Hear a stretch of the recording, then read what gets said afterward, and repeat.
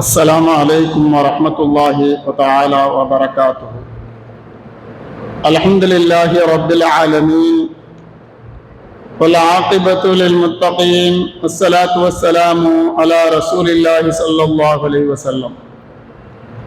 أما بعد فقد قال الله تعالى في القرآن الكريم والفرقان المجيد بعد أعوذ بالله من الشيطان الرجيم بسم الله الرحمن الرحيم. ربنا لا تزغ قلوبنا بعد إذ هديتنا وهب لنا من لدنك رحمة إنك أنت الوهاب. صدق الله العلي العظيم. وقال نبينا رسول الله صلى الله عليه وسلم اللهم مصرف القلوب صرف قلوبنا على طاعتك أو كما قال عليه الصلاة والسلام. وصدق رسوله النبي الكريم ونحن على ذلك من الشاهدين والشاكرين والحمد لله رب العالمين. கண்ணியத்துக்குரியவர்களே, இந்த உலகத்திலே நாம் வாழ்வதற்கு நமக்காக வேண்டி பல ஆலிம்கள் இந்த அளவிலேயும் இருந்து கொண்டிருக்கிறார்கள். நம்மை சரியான வழியிலே வழிநடத்துவதற்கும் தவறான பாதை விட்டும் நம்மை பாதுகாப்பதற்கும் நரகில் இருந்து விடுதலை பெற்று சொர்க்கத்திற்குள் அழகான முறையில சந்தோஷத்தோடு நுழைவதற்கும் மிக பெரும் காரணிகளாக பாதுகாவலர்களாக ஆலிம்கள் பல வகையிலே நம்மவர்களுக்கு மத்தியிலே நியமிக்கப்பட்டிருக்கிறார்கள். இன்றைய தினத்திலே நாம் ஜும்ஆவுடைய பயானாக ஆலிம்கள் பல வகை என்ற தலைப்பிலே இன்றைய தினம் நாம் பார்க்கவிருக்கிறோம். ஆலிம்கள் எப்படிப்பட்டவர்கள், அந்த ஆலிம்களிலே பல வகை என்று சொன்னால் என்ன, அவர்கள் யார் யார் என்பதை ஒரு 4 ஆலிம்களை பற்றி இன்றைய தினத்திலே நாம் பார்க்கவிருக்கிறோம். இன்னமல் உமூரு ஸலாஸா, கண்மணி நாயகம் ரசூலுல்லாஹி ஸல்லல்லாஹு அலைஹி வஸல்லம் அவர்கள் சொல்லுவார்கள், காரியங்கள் யாவுமே 3 வகைப்படும் என்பதாக சொல்வார்கள். காரியங்கள் 3 வகை. அதிலே முதலாவது சத்தியம் என்பதாக நமக்கு தெளிவாக தெரிந்துவிட்டால் அதை பின்பற்ற வேண்டும். இது முதல் வகை. இரண்டாவது வகை அசத்தியம் என்பதாக நமக்கு தெளிவாக தெரியும். அப்பொழுது அந்த அசத்தியத்தை விட்டு நாம் தவிர்த்து கொள்ள வேண்டும். இது இரண்டாவது வகை. மூன்றாவது ஒரு வகை இருக்கிறார். இது நேரான வழியா அல்லது தவறான வழியா என்பது நமக்கு தெளிவாக தெரியாது. அப்பொழுது நாம் என்ன செய்ய வேண்டும்?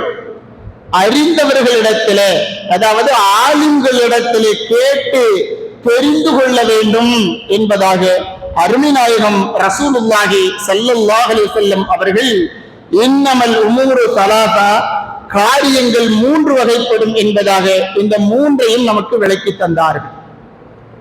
அது என்ன ஆலிம்கள் 3 வகை? அவர்கள் யார் யார்? கண்ணியத்துக்குரியவர்களே, அருமைநாயகம் ரசூலுல்லாஹி ஸல்லல்லாஹு அலைஹி வஸல்லம் அவர்கள் நமக்கு சொல்லித்தந்த இந்த 3 வகையிலே சத்தியம் என்று தெரிந்தால் நாம் அதை பின்பற்றுவதும், அசத்தியம் என்று தெரிந்தால் அதை விட்டு நாம் தவிர்த்து கொள்வதும், நமக்கு சந்தேகம் இருந்தால் தெரிந்த ஆலிம்களிடத்திலே நாம் அதை தெரிந்து கொண்டு கேட்டு அறிந்து கொண்டு பிறகு அதன் பிரகாரம் வழி நடப்பதும் என்பதை அருமை நாயகன் நமக்கு கற்றுத்தந்தார்கள். அந்த ஆலிம்கள் யார்? முதல் வகை ஆலிம்கள் யார் என்று சொன்னால் அருள்மறை குர்ஆன், அல்லாஹ்வினுடைய கலாம். அந்த அல்லாஹ்வுடைய கலாம் நமக்கு சொல்லித் தருகிறது, ரப்பனா லா துஸிஅ குலூபனா, யா அல்லாஹ், எங்களுடைய உள்ளங்களை தடம் புரள செய்து விடாதே, நேரான பாதையை விட்டும் எங்களை வழி தவற விட செய்து விடாதே என்பதாக துஆ செய்ய வேண்டும். அல்லாஹ் ரப்பல் ஆலமீனிடத்தில் கேட்டுக்கொண்டே இருக்க வேண்டும் என்பதாக அருள்மறை குர்ஆனான முதல் ஆலிம் நமக்கு கட்டளையிடுகிறார். ஏன் இந்த வார்த்தை சொன்னது என்று சொன்னால், இரண்டாவது ஆலிமான அருமை நாயகத்தினுடைய ஹதீஸ் அது நமக்கு சொல்லித் தருகிறது. அருமை நாயகம் சொன்னார்கள், அல்லாஹும்ம முஸர்ரிஃபல் குலூப் சர்ரிஃப் குலூபனா அலா தாஅத்திக். யா அல்லாஹ், உள்ளங்களை திருப்பக்கூடியவனே, எங்களது உள்ளங்களை உனக்கு கீழ்ப்படியக்கூடிய நபர்களிலே எங்களை திருப்பி விடு என்பதாக அல்லாஹ்விடத்திலே நாம் துஆ செய்ய வேண்டும் என்பதை இந்த ஹதீஸ் நமக்கு கற்றுத் தருகிறது. இது இரண்டாவது வகை ஆலிம். கண்ணியத்திற்குரியவர்களே, அருமை நாயகம் ஸல்லல்லாஹு அலைஹி வஸல்லம் சொன்னார்கள், ஆதமுடைய மக்களின் மனிதனுடைய ஒவ்வொரு உள்ளமும் அல்லாஹ் ரப்பல் ஆலமீன் அவனது இரண்டு விரல்களுக்கிடையே ஒரே ஒரு உள்ளத்தை போன்று இருக்கிறார். அல்லாஹ் ரப்பல் ஆலமீன் தான் எப்படி நாடுகிறானோ அப்படி திருப்புகிறான், தான் நாடிய விதத்திலே அதை மாற்றுகிறான் என்பதாக அருமை நாயகம் ஸல்லல்லாஹு அலைஹி வஸல்லம் சொல்லிவிட்டுத்தான் இந்த வார்த்தையை சொன்னார்கள். யா அல்லாஹ், உள்ளங்களை திருப்பக்கூடியவனே, எங்களது உள்ளங்களை உனக்கு கீழ்ப்படிவதற்கு திருப்புவாயாக என்று நீங்கள் துஆ செய்து கொண்டே இருங்கள் என்பதை அருமை நாயகம் ரசூலுல்லாஹி ஸல்லல்லாஹு அலைஹி வஸல்லம் அவர்கள் நமக்கு கற்றுத்தந்தார்கள். இந்த இரண்டாவது ஆலிம் யார்? அருமை நாயகத்தினுடைய ஹதீஸ். அருமை நாயகத்தினுடைய ஹதீஸ், அருள்மறை குர்ஆன் முதல் ஆலிம், இரண்டாவது ஆலிம் அருமை நாயகத்தினுடைய ஹதீஸ்.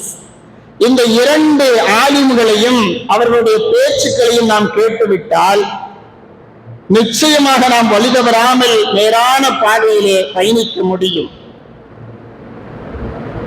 எதுமனு லீ சித்தம் மின் அன்ஃபுசிக்கும், 6 விஷயங்களுக்கு நீங்கள் எனக்கு உத்தரவாதம் தாருங்கள். 6 விஷயங்களை நீங்கள் எனக்கு உத்தரவாதம் தந்தால் அல்லுமனலக்குமுல் ஜன்னா, உங்களுக்கு நான் சொர்க்கத்தை உத்தரவாதம் தருகிறேன்.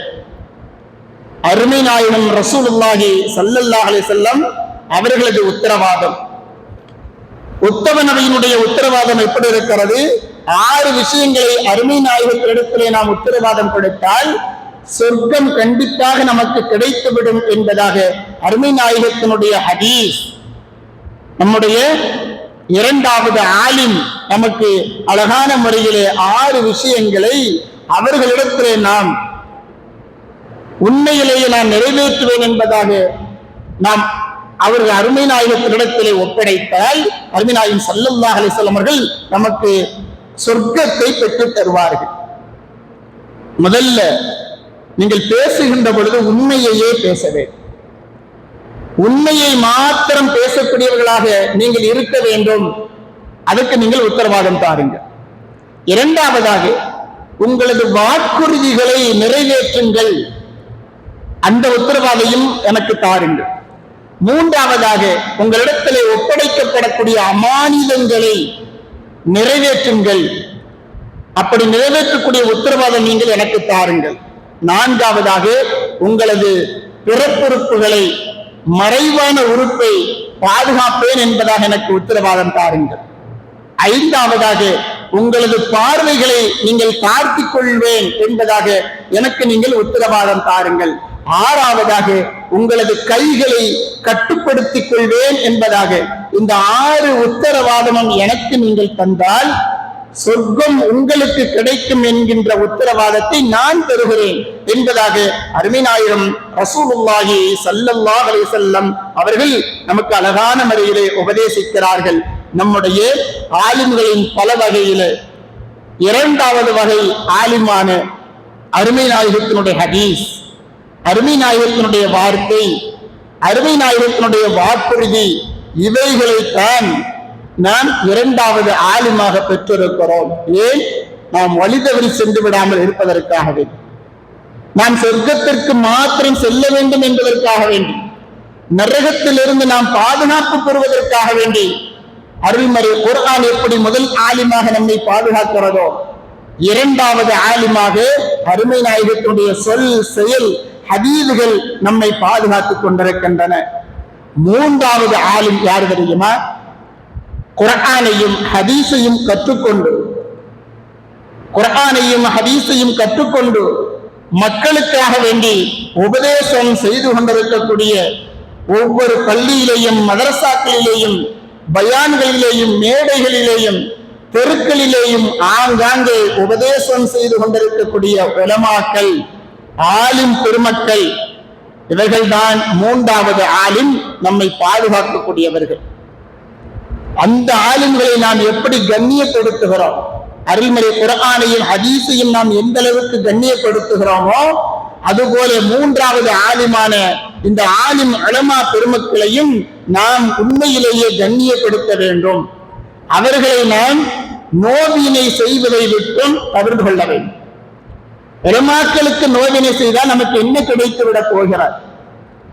அருள்மறை குர்ஆனை மறுத்தால் அல்லாஹ்விடத்தில் தண்டனை கிடைக்கும். அருமை நாயகத்தினுடைய ஹதீஸுகளை நாம் மறுத்தால் அருமை நாயகத்தினுடைய சிபாரிசு மறுமையிலே நமக்கு கிடைக்காமல் போய்விடும்.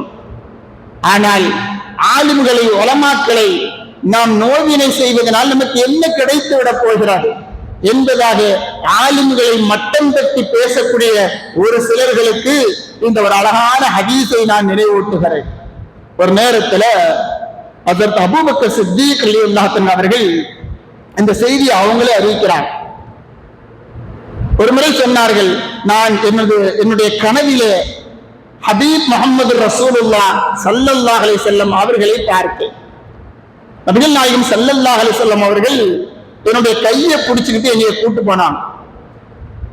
கூட்டு போய் சொன்னாங்க, இதோ அபூபக்கரே இந்த நரகத்தை பாருங்கள் என்பதாக நரகத்தை எனக்கு காமிச்சாங்க. அப்பொழுது நான் அந்த நரகத்தை பார்த்தேன்.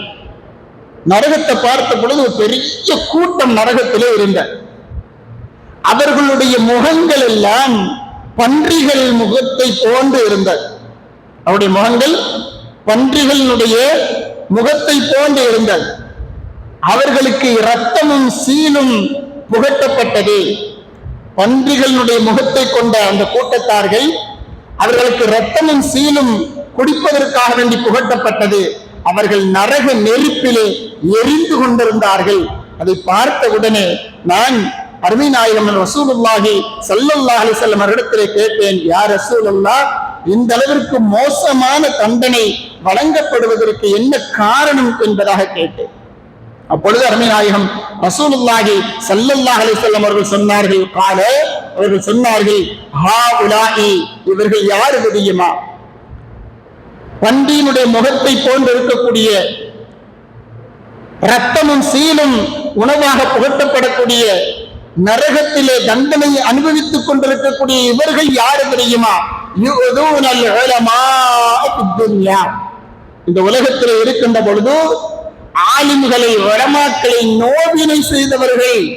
அருமை நாயகம் ஸல்லல்லாஹு அலைஹி வஸல்லம் சொன்னார்கள், உலமாக்களை நோவினை செய்தவர்கள். நோவினை செய்வது மாத்திரமல்ல, அவர்கள் அப்படியே மௌத்தா போயிட்டாங்க. பிலா தௌபா, தௌபா செய்யாமலேயே மௌத்தா போயிட்டாங்க. அதற்காக வேண்டித்தான் அல்லாஹ் ரப்பல் ஆலமீன் இவர்களுடைய முகங்களை பன்றியினுடைய முகங்களாக ஆக்கி, இரத்தத்தையும் சீலையும் உணவாக புகட்டி நரக நெருப்பிலே எரிந்து கொண்டிருக்கிறார்கள். இவர்கள் செய்த தவறு என்ன? உலமாக்களை நோவினை செய்தார்கள் என்பதாக அருமை நாயகம் ரசூலுல்லாஹி ஸல்லல்லாஹு அலைஹி வஸல்லம் அவர்கள் சொல்லிவிட்டு சொன்னார்கள், இதுவே இவர்களுக்குரிய தண்டனை என்பதாக சொன்னார்கள். என்று சொன்னால் மூன்றாவது ஆலிம், இந்த உலகத்தில் குர்ஆனையும் ஹதீஸையும் கற்றுக்கொண்டு மக்களை வழிதவறிவிடக் கூடாது என்பதற்காக வேண்டி, பாதுகாப்பதற்காக வேண்டி, நரக நெருப்பிலிருந்து பாதுகாப்பதற்காக வேண்டி, சொர்க்கத்திற்குள் எப்படியாவது எல்லா முஃமினும் நுழைந்துவிட வேண்டும் என்கின்ற அருமை நாயகத்தினுடைய அந்த எண்ணத்தை கபூல் செய்யும் விதமாக செயல்படக்கூடிய இந்த உலமாக்களை யாரெல்லாம் நோவினை செய்வார்களார்களோ அவர்களுக்கு கிடைக்கக்கூடிய தண்டனை தான் இது என்று சொன்னால், கண்ணியத்திற்குரியவர்களே, மூன்றாவது ஆலிம் இந்த உலமா பெருமக்கள். அவர்களை நாம் கண்ணியம் செய்ய வேண்டும். அருள்மறை குர்ஆனுக்கு எப்படி பயப்படுகிறோமோ, அருமை நாயகத்தினுடைய ஹதீஸுக்கு எப்படி பயப்படுகிறோமோ, அதுபோல உலமா பெருமக்களுக்கும் நாம் பயப்பட வேண்டும். மூன்று ஆலிம். நான்காவது ஆலிம், கடைசி ஆலிம் யாரு தெரியுமா? கபர். கபர் குழி இருக்கிறது, அது சாதாரணமானது அல்ல. மிகப்பெரிய ஆலிம், நமக்கு நிறைய விஷயங்களை கற்றுத் தருகிறது. நாம் எப்படி நடந்து கொள்ள வேண்டும் என்பதை நமக்கு கற்றுத் தருகிறது. அந்த கபர் குழியினுடைய விஷயம் என்ன தெரியுமா? அருமை நாயகம் ரசூலுல்லாஹி ஸல்லல்லாஹு அலைஹி வஸல்லம் அவர்கள் சொன்னார்கள், என்தலிரு தஅவா, கபரிலே அடக்கம் செய்யப்பட்ட அந்த மையத்தாளிகள் என்ன செய்வார்கள் தெரியுமா? அவர்கள் துஆவை எதிர்பார்த்து கொண்டிருப்பார்கள். அருமை நாயகம் ஸல்லல்லாஹு அலைஹி வஸல்லம் சொல்லுகிறார்கள், யாராவது வந்து நம்மை காப்பாற்ற மாட்டார்களா என்பதாக தண்ணீரிலே தத்தளிக்கக்கூடிய, நீரிலே மூழ்கியவன் எப்படி தத்தளிப்பானோ, யாராவது நம்மை பாதுகாக்க மாட்டார்களா, காப்பாற்ற மாட்டார்களா என்பதாக எப்படி நீரிலே மூழ்கியவன் தத்தளிப்பானோ, அதுபோல கபரிலே இருக்கக்கூடிய மையத் துஆவை எதிர்பார்த்து கொண்டிருக்குமா? யாரிடத்தில் எல்லாம்? அருமை நாயகம் ஸல்லல்லாஹு அலைஹி வஸல்லம் சொல்லுகிறார்கள், மின் அபி, அவருடைய தந்தையிடத்திலிருந்து துஆவை எதிர்பார்த்து கொண்டிருக்குமா? அவருடைய தாயிடமிருந்து எதிர்பார்த்து கொண்டிருக்குமா? அஹி, அவருடைய சகோதரனிடமிருந்து எதிர்பார்த்து கொண்டிருக்குமா? சதீக்கின், அவருடைய நண்பர்களிடத்திலிருந்தாவது அல்லது அவருடைய உறவினர்களிடத்திலிருந்தாவது நமக்கு துஆக்கள் வருமா என்பதாக அந்த கபரிலே அடக்கம் செய்யப்பட்ட மையத் எதிர்பார்த்து கொண்டிருக்கும் என்பதாக அருமை நாயகம் ரசூலுல்லாஹி ஸல்லல்லாஹு அலைஹி வஸல்லம் அவர்கள் சொல்லி காண்பிக்கின்றார்கள். யாராவது தன்னுடைய தந்தைக்கு அல்லது தன்னுடைய தாய்க்கு, சகோதரனுக்கு அல்லது நண்பனுக்கு அல்லது ஏதாவது உறவினர்களுக்கு நாம் ஏதாவது துஆ செய்தால், அந்த துஆ அந்த மையத்தை சென்றடைந்து விட்டால், இந்த உலகம் முழுக்க, உலகத்தில் இருக்கக்கூடிய எல்லாவற்றையும் விட சிறந்ததாக, மிக பிரியமானதாக அந்த கபருடைய மையத் எண்ணிக்கொள்ளும் என்பதாக அருமை நாயகம் ரசூலுல்லாஹி ஸல்லல்லாஹு அலைஹி வஸல்லம் அவர்கள் சொல்லி காண்பிக்கின்றார்கள். அது மாத்திரமல்ல, நிச்சயமாக அல்லாஹ் ரப்பல் ஆலமீன் உலக மக்களுடைய அந்த பிரார்த்தனை, அந்த துஆ, அதன் மூலமாக கபர்வாசிகளுக்கு மலை போல அருளை பொழிந்து கொண்டே இருப்பான் என்பதாக அருமை நாயகம் ஸல்லல்லாஹு அலைஹி வஸல்லம் சொல்லுகிறார்கள். அது மாத்திரமல்ல, அந்த இறந்தவர்களுக்காக வேண்டி, அந்த மையத்தானவர்களுக்காக வேண்டி நாம் செய்யக்கூடிய இந்த துஆ, பாவ மன்னிப்பு கேட்பது என்பது, இஸ்திக்பார் செய்வது என்பது, பிழை பொறுக்க தேடுவது என்பது, உயிரோடு இருப்பவர்கள் மரணித்தவர்களுக்கு கொடுக்கக்கூடிய சன்மானம் என்பதாக சொன்னார்கள். அருமை நாயகம் அன்பளிப்பு என்பதாக சொன்னார்கள். ஹதியத்துல் அஹ்யா, உயிருள்ளவர்கள் கொடுக்கக்கூடிய ஹதியா என்பது இலல் அம்வாத், மௌத்தானவர்களுக்கு, அந்த மையத்துகளுக்கு உயிருள்ளவர்கள் கொடுக்கக்கூடிய சன்மானம், அன்பளிப்புகள் எது தெரியுமா? அல் இஸ்திக்பாரு லஹும், அவர்களுக்கு கொடுக்கக்கூடிய இந்த பிழை பொறுக்க தேடுதல் தான், இந்த இஸ்திக்பார் தான் என்பதாக அருமை நாயகம் ரசூலுல்லாஹி ஸல்லல்லாஹு அலைஹி வஸல்லம் அவர்கள் சொல்லி காண்பிக்கின்றார்கள். என்று சொன்னால், மறுமையினுடைய முதல் வெற்றியை நமக்கு வழிகாட்டக்கூடிய மூன்றாவது ஆலிம், நான்காவது ஆலிம் இந்த கபர் என்று சொல்லக்கூடிய ஆலிம். இந்த கபர் என்று சொல்லக்கூடிய ஆலிம் சாதாரணமானதல்ல. இந்த கபர் என்று சொல்லக்கூடிய ஆலிம் நம்மை எந்த அளவிற்கு உபதேசம் செய்து கொண்டே இருக்கின்றது என்று சொன்னால், ஒரு நாளைக்கு 5 முறைகள் 5 விதங்களாக நமக்கு இந்த கபர் உபதேசம் செய்து கொண்டே இருக்கிறது. என்ன உபதேசம் செய்கிறது?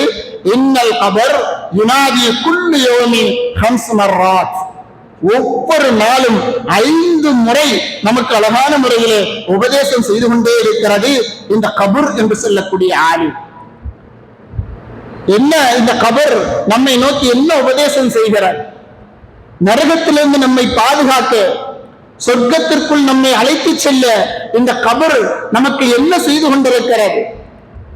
இந்த கபர் நமக்கு எந்த வகையிலே நம்மை அழைத்துக் கொண்டிருக்கின்றது என்று சொன்னால், அந்த கபர் சொல்லுகிறது, அன பைத்துல் வஹதா, நான் தனிமையின் வீடு என்பதாக சொல்லுகிறார். என்னிடத்தில் நீ வந்துவிட்டால் நீயும் தனியாகத்தான் இருப்பாய், உனக்கு பயம் வந்து கொண்டிருக்கும். ஆகையினால் உனக்கு துணையாக நீ யாரை அழைத்து வர வேண்டும்?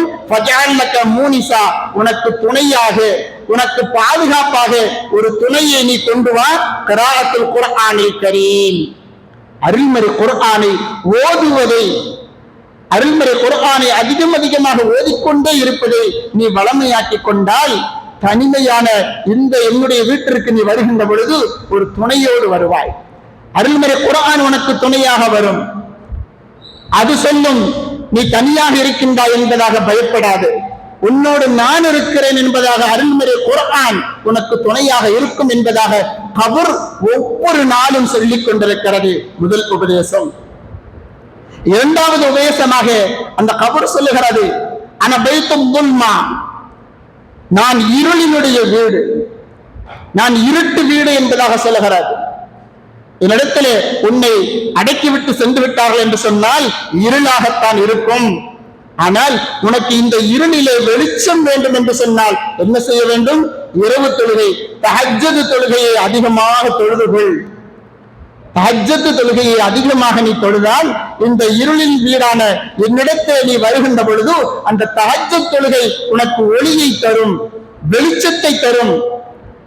நீ வெளிச்சத்தில் இருந்து கொள்ளலாம், இருட்டை கண்டு பயப்பட தேவையில்லை என்பதாக இந்த கபர் என்று சொல்லக்கூடிய நான்காவது ஆலிம் நமக்கு உபதேசம் செய்து கொண்டே இருக்கிறது. மூன்றாவதாக அன பைத்துத் துராப், அது சொல்லுகிறது நாம் மண் வீடு, நாம் தூசியினுடைய வீடு என்பதாக சொல்லுகிறது, மண் வீடு என்பதாக சொல்லுகிறது. என்னிடத்தில் உன்னை அடக்கம் செய்யப்பட்டு விட்டு சென்று விட்டார்கள் என்று சொன்னால் நீ படுப்பதற்கு உனக்கு சரியாக இருக்காது. அப்போ உனக்கு ஒரு விரிப்பு வேண்டும், ஒரு ஃபிராஷாவை கொண்டு வா.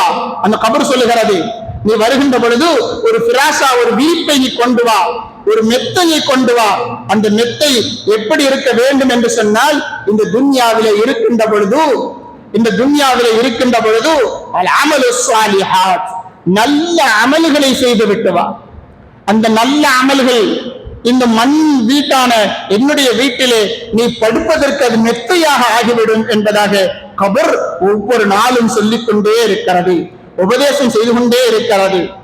நான்காவதாக அன பைத்துல் உஃபாயி, நான்காவதாக சொல்கிறது நான் பாம்பினுடைய வீடு.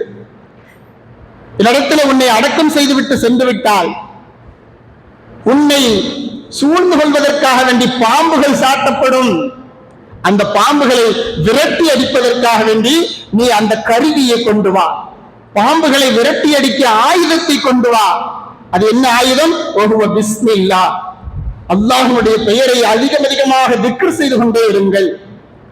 அல்லாஹ்வுடைய பெயரை திக்ர் செய்வதன் மூலமாக, நினைவு கூறுவதன் மூலமாக கபரிலே என்னிடத்திலே பாம்புகள் சாட்டப்படுகின்ற பொழுது அதை விரட்டி அடிக்கக்கூடிய அந்த ஆயுதமாக திக்ராத்துகளை நீங்கள் என்னிடத்தில் வரும்பொழுது கொண்டு வாருங்கள் என்பதாக கபர் ஒவ்வொரு நாளும் உபதேசித்துக் கொண்டே இருக்கிறார். நான்காவது உபதேசம்.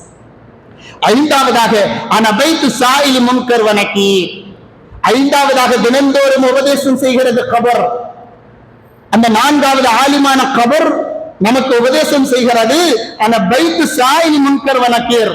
நான் யாரு தெரியுமா? முன்கர் நக்கீருடைய கேள்வி கேட்கக்கூடிய வீடாக இருக்கிறேன்.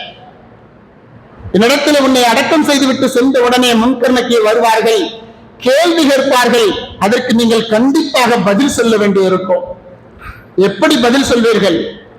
கபர் சொல்லுகிறது அதற்குரிய பதிலை நீங்கள் கொண்டு வர வேண்டும் என்று சொன்னால் கௌல ஷஹாதத்தை, இரண்டு ஷஹாதாவை நீங்கள் மொழிந்து கொண்டே இருங்கள். அஷ்ஹது அல்லா இலாஹ இல்லல்லாஹ் வ அஷ்ஹது அன்ன முஹம்மதர் ரசூலுல்லாஹ் என்று சொல்லக்கூடிய இரண்டு ஷஹாதாவை நீங்கள் அதிகப்படுத்திக் கொண்டே இருங்கள். நீங்கள் அதிகப்படுத்திக் கொண்டே இருங்கள் ஷஹாதத்தை, இரண்டு ஷஹாதாவை. இதன் மூலமாக முன்கர் நக்கீருடைய கேள்வி கணக்குகளுக்கு நீங்கள் அழகான முறையிலே பதிலளித்து விடலாம் என்பதாக கபர் ஒவ்வொரு நாளும் இந்த 5 விஷயங்களை, இந்த 5 உபதேசங்களை நான்காவது ஆலிமாக இருந்து கொண்டு மக்களை பாதுகாப்பதற்காக வேண்டி தினந்தோறும் உபதேசம் செய்து கொண்டே இருக்கின்றது என்று சொன்னால், கண்ணியத்திற்குரியவர்களே, இந்த 4 ஆலிம்கள், அருள்மறை குர்ஆனும் அருமை நாயகத்துடைய ஹதீஸும், இவ்விரண்டையும் நமக்கு விளக்கம் தரக்கூடிய உலமா பெருமக்களும், நான்காவதாக இந்த கபரும் தான் நம்மை தினந்தோறும் நரகத்தை விட்டும் பாதுகாத்து சொர்க்கத்திற்கு அனுப்புவதற்காக வேண்டி எல்லா நிலையிலேயும் நம்மை பாதுகாத்துக் கொண்டே இருக்கிறது. இந்த 4வது ஆலிம் கபர் இருக்கிறது நம்மை எப்பொழுதுமே நினைவிட்டுக் கொண்டே இருக்கும். கபரை ஒரு மனிதன் நினைத்து விட்டான் என்று சொன்னால், கபரை ஒரு மனிதன் யோசித்து விட்டான் என்று சொன்னால், நிச்சயமாக அவனுடைய எல்லா அமல்களும் சாலிஹான அமல்களாக மாறிவிடும். அல்லாஹ் ரப்பல் ஆலமீன் இந்த துன்யாவிலேயே அவர்களுக்கு ஒரு மிகப்பெரிய தரஜாவை கொடுத்து விடுவான். நல்ல மனிதர் மௌத்தாகி விட்டாரே என்பதாக மக்களுடைய நாவிலே அல்லாஹ் ரப்பல் ஆலமீன் வெளிப்பட பேசும்படி செய்து விடுவான் என்று சொன்னால், அத்தகைய ஒரு மையத்தாக நாம் ஆக வேண்டும் என்று சொன்னால், இந்த 4 உலமாக்கள் 4 ஆலிம்களினுடைய ஒவ்வொரு உபதேசத்தையும் நாம் கண்டிப்பாக பின்பற்றியே தான் ஆக வேண்டும். சஅத் பின் முஆத் ரலியல்லாஹு தஆலா அன்ஹு அவர்கள் மிக பெரும் சஹாபி. கண்ணியத்திற்குரியவர்களே, அவர்கள் ஈமான் கொள்வதற்கு முன்னால் பனு அப்துல் அஷ்ஹல் என்று சொல்லக்கூடிய ஒரு கூட்டத்தார்கள், அவர்கள் கூட்டத்தார்கள் எப்பொழுதுமே அவர்களோடு இருந்து கொண்டிருப்பார்கள். அந்த கூட்டத்தார்களுக்கு இவர்கள் தான் தலைவர். அவங்க அருள்மறை குர்ஆன் ஓதக்கூடிய அருள்மறை குர்ஆன் வசனத்தினுடைய ஒவ்வொன்றையும் தன்னுடைய உள்ளத்திலே ஏந்தி கொண்டு ஈமான் கொண்டார்கள். ஈமான் கொண்ட உடனே கையில ஈட்டி வச்சிருந்தாங்க, களிமா சொல்லிட்டாங்க. குளித்து நல்ல ஆடைய உடுத்தி களிமா சொல்லி இஸ்லாத்தை ஏற்றுக்கிட்டாங்க. ஏற்றுக்கொண்டவர்கள் கையில் இருந்த அந்த ஈட்டியை மீண்டும் கையோடு கொண்டு வர்றாங்க. வந்தவங்க தன்னுடைய கூட்டத்தார்கள் அங்கேயே அமர்ந்திருக்கிறார்கள். யார்? பனு அஷ்ஹல் என்று சொல்லக்கூடிய அந்த கூட்டத்தார்கள், பனு அப்துல் அஷ்ஹல் என்று சொல்லக்கூடிய அந்த கூட்டத்தார்கள் அவர்களிடத்தில் வருகிறார்கள். வந்த உடனே கேட்டாங்க, கூட்டத்தார்களை பார்த்து கேட்டாங்க, என்னை பத்தி என்ன நினைக்கிறீங்கன்னு சொல்லி கேட்டாங்க. அப்ப எல்லோரும் சொன்னார்கள், இந்த ரஈஸினா, நீங்கள் எங்களுடைய தலைவர், இந்த ஃபாதிலினா, எங்களிலே நீங்கள் தான் சிறந்தவர்கள். அவர்கள் சொல்லுகிறார்கள், இந்த ஆலிமினா, எங்களிலே நீங்கள் தான் அறிஞர், ஆலிம் என்பதாக எல்லோருமே ஒரு சேர சொல்லுகிறார்கள். சொன்ன உடனே இவங்க சொன்னாங்க, சஅத் பின் முஆத் ரலியல்லாஹு அன்ஹு சொன்னார்கள், அப்படி என்றால் அல்லாஹ்வையும் அவனது திருத்தூதரையும் நீங்கள் நேசம் கொள்ளவில்லை என்று சொன்னால், அதாவது ஈமான் கொள்ளவில்லை என்று சொன்னால், உங்களிடத்தில் யாரிடத்திலேயும் ஆண் பெண் என யாரிடத்திலேயும் நான் பேச மாட்டேன் என்பதாக சொல்லிவிட்டு சஅத் பின் முஆத் ரலியல்லாஹு அன்ஹு போயிடுறாங்க. இவங்க திடீர்னு சொல்லவும் இங்க எல்லாரும் உங்களுக்குள்ளாக பேசிக் கொள்கிறார்கள். கொஞ்சம் கொஞ்சமாக நேரம் கடந்து கொண்டே இருக்கிறது. மாலை நேரம் வந்த பொழுது எல்லோருமே ஒரு சேர வந்து ஹஸரத் சஅத் பின் முஆத் ரலியல்லாஹு அன்ஹு இடத்தில் வந்தார்கள். வந்து சொன்னார்கள், நாங்கள் எல்லோரும் ஈமான் கொண்டோம் என்பதாக சொன்னார்கள். எல்லோரும் நாங்கள் இஸ்லாத்தை ஏற்றுக்கொண்டோம் என்பதாக சொன்னார்கள். சஅத் பின் முஆத் ரலியல்லாஹு அன்ஹு அவர்கள் அத்தகைய ஈமான் கொள்கின்ற பொழுது தன்னுடைய கூட்டத்தார்கள் எல்லோரையுமே ஒரு சேர இஸ்லாத்திற்குள் நுழைய வைத்த அந்த சஅத் பின் முஆத் ரலியல்லாஹு அன்ஹு அவர்கள் எந்த அளவிற்கு அவருடைய ஈமான் பலப்படுத்தப்பட்டிருந்தார், எந்த அளவுக்கு அவர்கள் இந்த 4 ஆலிம்களையும் அவர்கள் பின்பற்றினார்கள், 4 ஆலிம்களுடைய உபதேசங்களையும் ஏற்றுக்கொண்டிருந்தார்கள். அருள்மறை குர்ஆனும் ஹதீஸும் அதை விளக்கக்கூடிய உலமா பெருமக்களில் அந்த நேரத்தில் இருந்த அருமை நாயகத்தினுடைய வார்த்தையையும் கபரு குழியையும் பயந்தவர்களாக இருந்தார்கள் என்று சொன்னால், அருமை நாயகம் ரசூலுல்லாஹி ஸல்லல்லாஹு அலைஹி வஸல்லம் அவர்கள் அவர்களுடைய கடைசி நேரத்தை நமக்கு இப்படி சொல்லித் தருகிறார்கள். அவர்கள் ஹந்தக் சொல்லி ஒரு யுத்தத்தில், அகல் யுத்தத்துல போரிட்டுக் கொண்டிருந்த பொழுது நபி ஸல்லல்லாஹு அலைஹி வஸல்லம் அவர்களுக்கு கேடயமாக இருந்தார்கள். அருமை நாயகத்தின் மீது ஒரு சிறு கல்கு கூட பட்டுவிடக் கூடாது என்பதற்காக வேண்டி தன்னையே கேடயமாக ஆக்கிக் கொண்டார்கள். கடைசியில் அவங்களுக்கு கையில ஒரு பெரிய காயம் ஏற்பட்டு அதுக்கு மருந்து போட்டும் ஆறாம கடைசியில் அவங்க அதனாலேயே ஷஹீதாயிட்டாங்க. அருமை நாயகம் ரசூலுல்லாஹி ஸல்லல்லாஹு அலைஹி வஸல்லம் அவர்கள் அந்த சஅத் பின் முஆத் ரலியல்லாஹு அன்ஹு அவர்களுடைய ஜனாசாவை தன்னுடைய தோளிலே சுமந்து சென்றார்கள். பெரும் பாக்கியம் பெற்றார்கள். அருமை நாயகம் ஸல்லல்லாஹு அலைஹி வஸல்லம் அவர்கள் அவருடைய ஜனாசாவை தன்னுடைய தோளிலே அவர்கள் தூக்கி சென்றார்கள். அவங்களோடு சேர்ந்து சஹாபாக்களும் தூக்கிட்டு போனாங்க. ஆனா வெயிட்டே இல்லை, கனமே இல்லை. ஜனாசான்னு சொன்னா மௌத்தானவர்கள் சாதாரணமாக இருப்பதை விட மௌத்தாகி விட்டால் எடை கூடிவிடும். ஜனாசாவை சுமந்து சென்றவர்களுக்கு தெரியும். ஆனா சஅத் பின் முஆத் ரலியல்லாஹு அன்ஹுடைய ஜனாசா தூக்கி செல்லப்படுகிறது. அருமை நாயகம் அவர்களும் தன்னுடைய தோளிலே கொஞ்சம் நேரம் தூக்கிட்டு போறாங்க.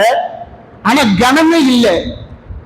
அருமை நாயகம் ரசூலுல்லாஹி ஸல்லல்லாஹு அலைஹி வஸல்லம் இடத்திலே கேட்கிறார்கள், அருமை நாயகம் ரசூலுல்லாஹி ஸல்லல்லாஹு அலைஹி வஸல்லம் அவர்கள் சொன்னார்கள், ஆம், சஅத் பின் முஆத் அவருடைய ஜனாசாவை மலக்குமார்கள் சுமக்கிறார்கள், நம்மோடு மலக்குமார்கள் சுமக்கிறார்கள், இவர் சொர்க்கவாதி. நபிகள் நாயகம் ரசூலுல்லாஹி ஸல்லல்லாஹு அலைஹி வஸல்லம் சொன்னார்கள். அது மாத்திரமல்ல, அர்ஷுர் ரஹ்மான், அர்ஷுர் ரஹ்மான், அல்லாஹ்வுடைய அரிசே நடுங்குகிறது இவருடைய மௌத்தை பார்த்து என்பதாக அருமை நாயகம் ரசூலுல்லாஹி ஸல்லல்லாஹு அலைஹி வஸல்லம் அவர்கள் சொன்னார்கள். அது மாத்திரமல்ல சஅத் பின் முஆத் ரலியல்லாஹு அன்ஹு அவர்களை கபரிலே உள்ளே அடக்கம் செய்யப்படுகின்ற பொழுது ஹதீஸிலே இந்த அளவிலேயும் பதியப்பட்டிருக்கிறார், அவர் கபரு குழிய தோண்டுகின்ற பொழுது நறுமணம் வந்து கொண்டே இருந்ததா. அருமை நாயகம் ரசூலுல்லாஹி ஸல்லல்லாஹு அலைஹி வஸல்லம் அவர்கள் இவர்கள் ஜனாசாவை உள்ளே வைக்கின்ற பொழுது அல்லாஹு அக்பர், அல்லாஹு அக்பர் என்பதாக சப்தமிட்டு தக்பீர்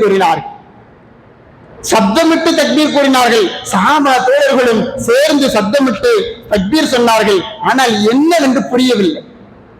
ஸல்லல்லாஹு அலைஹி வஸல்லம் அவர்களிடத்தில் கேட்டார்கள், யா ரசூலல்லாஹ், நீங்க சப்தமிட்டு சஅத் பின் முஆத் அவருடைய ஜனாசாவை கபருக்குள் வைக்கின்ற பொழுது சப்தமிட்டீர்களே, காரணம் என்ன என்பதாக கேட்ட பொழுது அருமை நாயகம் ரசூலுல்லாஹி ஸல்லல்லாஹு அலைஹி வஸல்லம் அவர்கள் சொன்னார்கள், ஆம், கபருக்குழியிலே யாரை வைத்தாலும் சரி கபருக்குழி நெருக்கும். ஸல்லல்லாஹு அலைஹி வஸல்லம் சொன்னார், கபருக்குழி நெருக்கும்.